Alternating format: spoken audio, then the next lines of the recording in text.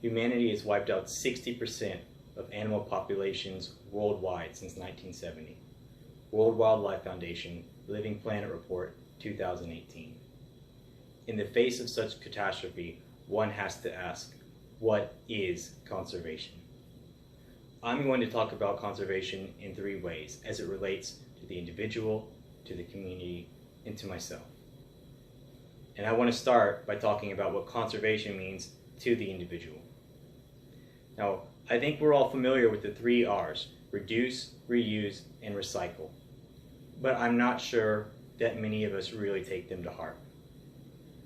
Maybe we see a viral video and there's a sea turtle with a straw stuck in its nose. And it captures the heart of people and they really militate, and it seems like plastic straws are going to be a thing of the past. But only 2 years later, it seems like they're back. They're everywhere. And that's the disconnect. Conservation is about every day trying to do less and less and less. It doesn't stop with the plastic straw, everyone knows that. But it doesn't stop with the plastic bag or the plastic silverware either. It goes further. It goes into everything you do. It goes into trying to eat less packaged food, and then into changing what foods you eat entirely so that you can eat foods with less footprint.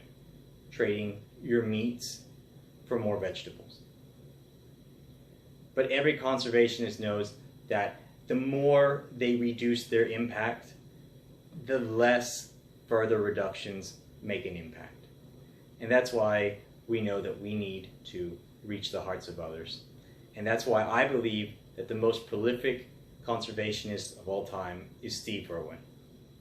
And it's not because of his lifelong mission to conservation. It's not because of the many amazing things that he did for animals or the wildlife preserves. It's not that. I think that Steve Irwin was special because of his way of capturing the hearts of other people. Because he did. All of us, in our childhood, Steve Irwin taught us to love animals and to love nature and to love wildlife. And ultimately, I believe that is the real goal of conservation, is to capture the hearts of others. Just like those people with that camera did with that video of the sea turtle. Those are the kinds of actions that are really going to make a difference in the world.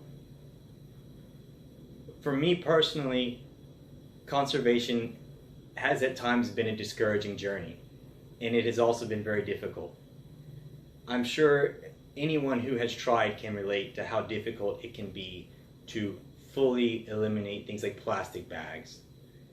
And I'm sure many people can relate to the frustration of telling a fast food service provider that you don't want any plastic silverware and you don't want a straw, and they throw all that stuff in there anyways, and they don't care, and it's really frustrating. You feel like you're the only person who cares. Sometimes I run into acquaintances at the market, and I try and draw attention to the fact that they're not using their reusable bags or something simple, something basic like that. And instead of them having even just a modicum of shame, they say, yeah, well, I really don't care. And it can be hard sometimes to stay really motivated as a conservationist when it just seems like everyone else around you doesn't care. And sometimes I wonder, why do I need to do this? You know, if he's not doing it. Why do I need to do this when there are billionaires like Bill Gates who could do this?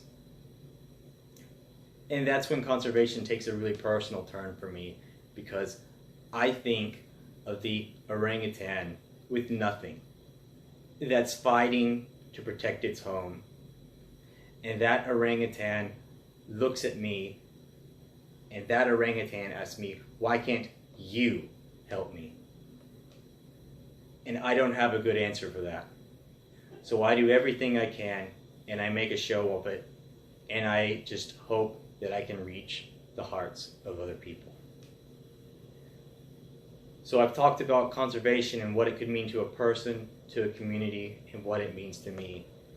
And it's true that the crisis that we face is nearly insurmountable.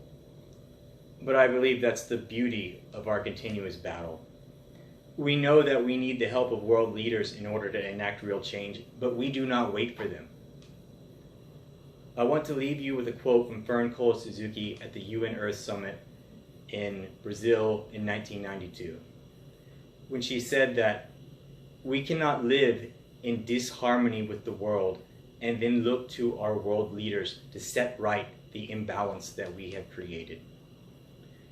First, we must change ourselves, and then we must try to change the world.